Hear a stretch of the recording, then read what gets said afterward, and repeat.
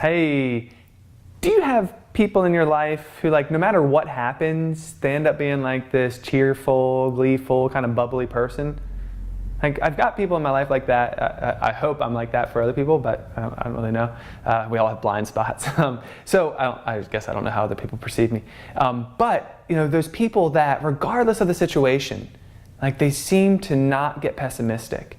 They seem to, like, focus on the silver lining and the thunderstorm that they're in. And I believe that those people aren't like that by accident, but they're like that on purpose. That they choose, like a conscious decision to choose to focus on not to focus on what's lacking or what's missing, but to focus on what they have. Now, it's not like those people are dismissive and avoiding the situation necessarily. I imagine there are people that are like, I'm just going to put on sunshine glasses, and like they're just going to avoid everything in their lives. That's not who I'm talking about. I'm talking about the people that are like on the ground level, real people who are dealing with some heavy stuff, like the same struggles that you and I deal with, but it just doesn't seem to affect them in the same way. What John and I teach is what's called an appreciation meditation. And what we're doing with this meditation is really just a repetition of specific phrases that brings you into a state of appreciation. And what's really valuable about appreciation is when you're in that state, it's the antidote for fear. It's the antidote for stress, for anxiety, for all of the negative affects that the normal human being goes through day in and day out. What's really important about that is when we focus daily, it's one of my rituals every morning, one of my practices every single morning.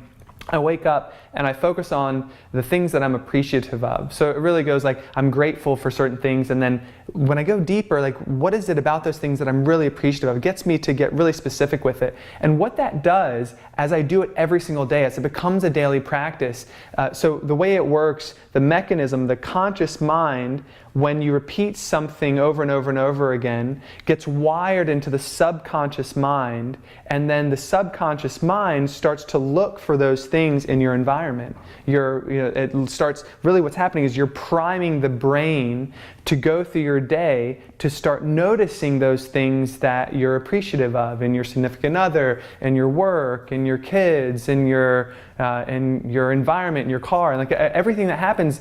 So it's called RAS receptors. I won't go too deep into it, but there's this like portion, these receptors that are, their job is to like, okay, you give me directive, and then I will look in the environment to make sure that's happening for you.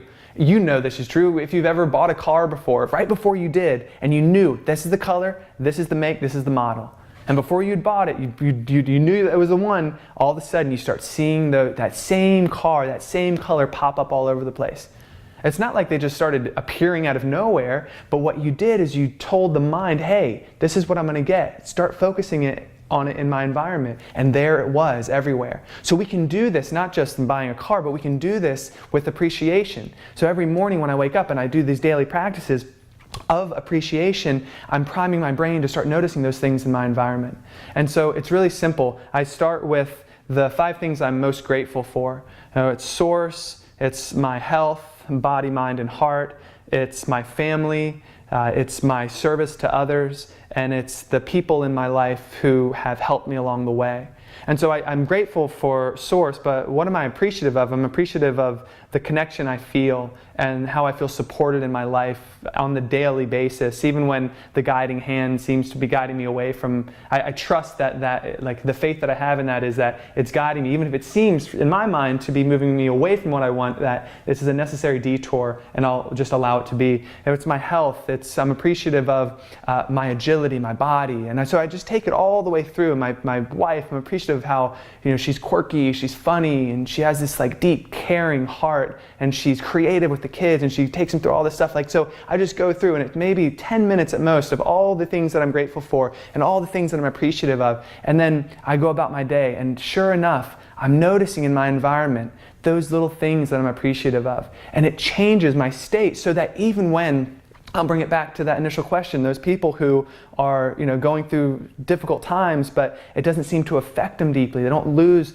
the optimism. They don't lose the cheerful lightheartedness that I believe we should all like naturally be in.